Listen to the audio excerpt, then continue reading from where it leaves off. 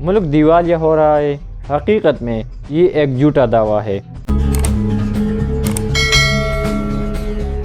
شروع میں جب کوئی ملک اپنی قرضوں کی ادائیگی میں ناکام ہو جاتا ہے تو وہ دیوالیہ نہیں ہو جاتا، اس کی بجائے یہ قرض پر ڈیفالٹ ہوتا ہے۔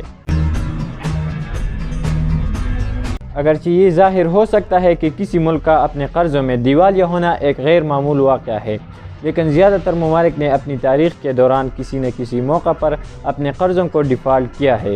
377 BC میں انٹرنیشنل مانیٹری فنڈ IMF کے قرض پر ڈیفالٹ کرنے والے پہلے ترقی یافتہ ملک کے طور پر $1.8 بلین کے بدنامی زمانہ ڈیفالٹ کے علاوہ گریس پہلا ملک تھا جس نے 377 قبل مسیح میں اپنے قرض پر ڈیفالٹ کیا۔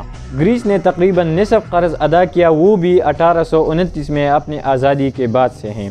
دوسری طرف اسپین نے سب سے زیادہ 18 اور 19 صدی کے درمیان 15 بار ڈیفالٹس کیا ہے۔ IMF کے ممبرز نیشن اپنے قرضوں میں ڈیفالٹس ہونے سے پہلے اکثر IMF سے بیل آؤٹ حاصل کرتے ہیں، کیونکہ IMF نہ صرف فائنینشیل ریسورسز فراہم کرتا ہے بلکہ بیل آؤٹ پروگرام کو سنبھالنے کے لیے ٹیکنیکل ایکسپیرینس بھی رکھتا ہے۔ بیل آؤٹ کی رقم کبھی بھی سٹرنگز کے بغیر نہیں آتی۔ فار ایگزامپل، خرچ کو کم کرنا، کرنسی کی قدر میں کمی اور تجارتی لبرلائزیشن، یہ سب واشنگٹن کے اتفاق رائے میں بیان کیے گئے ہیں۔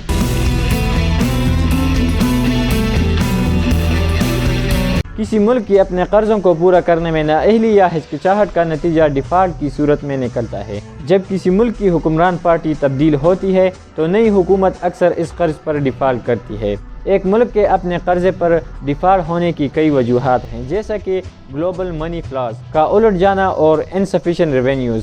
مثال کے طور پر جمیکا کا 2010 میں $7.9 بلین کا قرضہ حکومت کے زائد اخراجات اور ملک کے سب سے اہم انڈسٹری ٹورازم کے زوال کی وجہ سے تھا۔ اثاثے کسی فرد یا کارپوریٹ دیوالیہ پن کی صورت میں کریڈیٹرز کے ذریعے دوبارہ حاصل کیے جاتے ہیں، تاہم کسی ملک کے اثاثے کے قرض دینے والے کے ذریعے ضبط نہیں کیے جا سکتے اور حکومت کو اس رقم سے ادائیگی نہیں کی جا سکتی جو اس کے پاس ڈیفالٹ کے دوران نہیں ہوتی ہے۔ اس بات کا کوئی یقین نہیں کہ اس کا اطلاق ملک کے باہر موجود اثاثوں پر بھی ہوتا ہے۔ جب ارجنٹینا 2012 میں ڈیفالٹ ہوا تو اس کا نیوی ٹریننگ شپ جو اس وقت گانا میں مقیم تھا ضبط کر لیا گیا۔ 2011 میں $81 بلین کے قرض پر ڈیفالٹ ہونے کے بعد ارجنٹائن نے کریڈیٹرز کو اپنے قرض کا 1/3 ادا کرنے کا وعدہ کیا۔ 2005 اور 2010 کے درمیان 93% قرض کو سیکورٹیز کی انجام دہی کے لیے تبدیل کیا گیا تھا، اور یہ 2016 تک نہیں ہوا کہ ارجنٹائن نے بقیہ قرض کے 75% کے لیے والچر فنڈ واپس کر دیا۔